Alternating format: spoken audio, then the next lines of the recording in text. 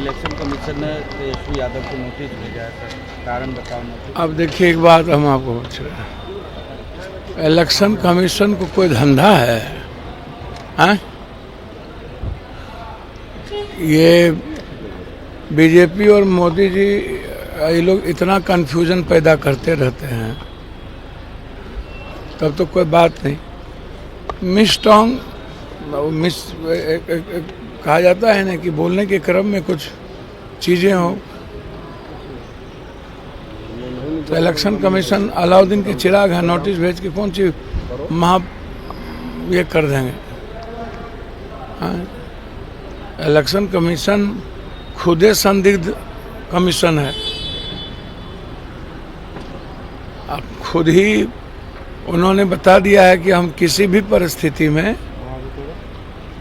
हम बीजेपी के प्रवक्ता हैं। खत्म कर लिया है इलेक्शन कमीशन। सूप बाजत अब बाजत चलनियों बाज है। अब नोटिस भी आप पहले ही बीजेपी के प्रवक्ता जो बोलते हैं वो बाद में आप भेज देते हैं, तो ये तो गलत है, ये सही नहीं है। से मिलेंगे और उनके भैया राहुल जी जो लगातार बिहार और देश की चिंता कर रहे हैं, गरीबों की चिंता हो रही है, बिहार की जो दुर्गति सभी लोगों ने किया है, तो एकमात्र विकल्प है कांग्रेस। तो इसीलिए एसआईआर पर जिस तरीके से हमला हुआ है पिछले दरवाजे से बीजेपी और चुनाव आयोग, जिसमें बिहार और बिहारी के नस्ल पर ही, उसके अधिकार पर ही हमला कर दिया गया, गरीबों के नस्ल पर ही हमला कर दिया गया। तो इसीलिए राहुल जी लगातार 10 तारीख से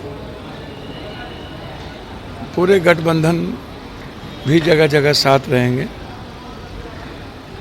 कटिहार तक का दौरा है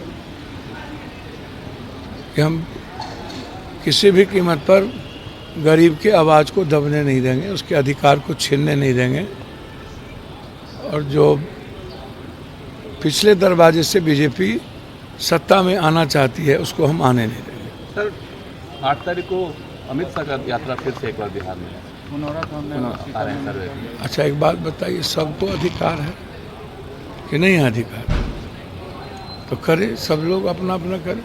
चुनाव के वर्ष में इनको पुनौरा धाम याद आता है, तो हम लोग यही सियाराम है, सियाराम तो कर रहे थे। चुनाव में इनको पुनौरा धाम याद आता है, अगला चुनाव में इनको राम याद आ गया, इस चुनाव में इनको सीता याद आ गया। ये चुनाव और राजनीति के लिए ही इनको भगवान आ जाता है, धर्म याद आता है। ये लोग न सनातन को जानते हैं और न इन लोगों को राम के प्रेम का पता, न सीता की संस्कृति जो हम लोग को संस्कार सीता मैया से मिला उसका पता। बस ये इस्तेमाल करेंगे, और ये चुनावी दौरा है, ये कोई बिहार और सीता मैया के लिए दौरा नहीं है। खबरों के लेटेस्ट अपडेट के लिए इसी तरह हमारे साथ जुड़े रहें और इस वीडियो को ज्यादा से ज्यादा शेयर करें।